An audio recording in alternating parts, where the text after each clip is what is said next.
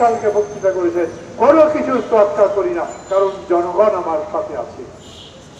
জনগণ মানে কি? ওবায়দুল কাদের করতে করতে সাথে আছে। বাহ! আর কে আছে আপনার সাথে? এখন দেখা যাচ্ছে এই সরকার তথাকথিত এই নির্বাচনে আর একবার ক্ষমতায় নিয়ে সেই ক্ষমতা সামাল দেবারই ক্ষমতা রাখে না।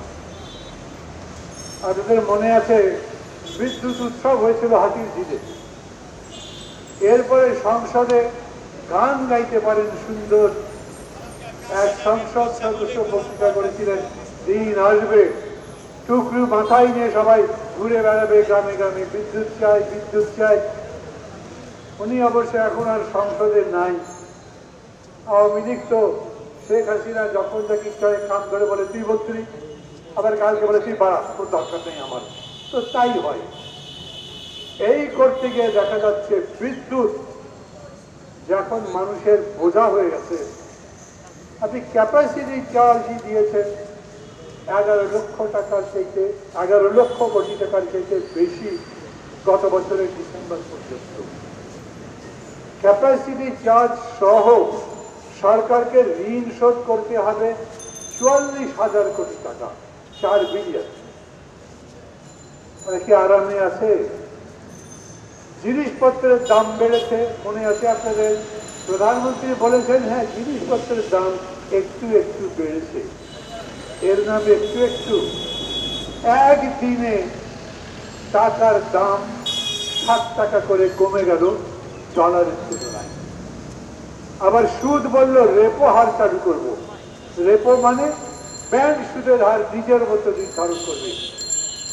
আজকে প্রথম আলো করে দেখেন ব্যবসায়ীরা তাদের ব্যবসা নিয়ে চিন্তিত, এই টাকা দেবে কিভাবে।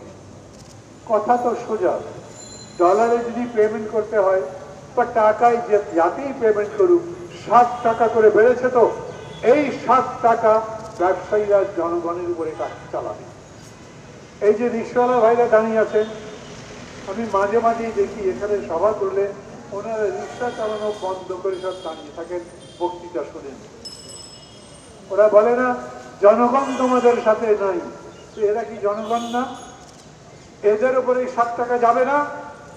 জিনিসের দাম তো কমাতে কিছুই পারেননি, আবার নতুন করে বাড়ালে।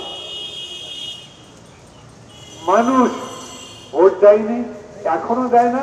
এই যে উপজেলা নির্বাচন হলো, দেখলেন তো বাংলাদেশের ইতিহাসে উপজেলায় এত কম ভোট কখনো পড়ে নাই। এটা সরকারি হিসাব, এগুলো পত্র পত্রিকা লিখছে। কিন্তু প্রধানমন্ত্রী কালকে বক্তৃতা করেছেন, কোনো কিছু তোয়াক্কা করি না, কারণ জনগণ আমার সাথে আছে। জনগণ মানে কি? ওবায়দুল কাদের করতে করতে সাথে আছে। বাহ! আর কে আছে আপনার সাথে?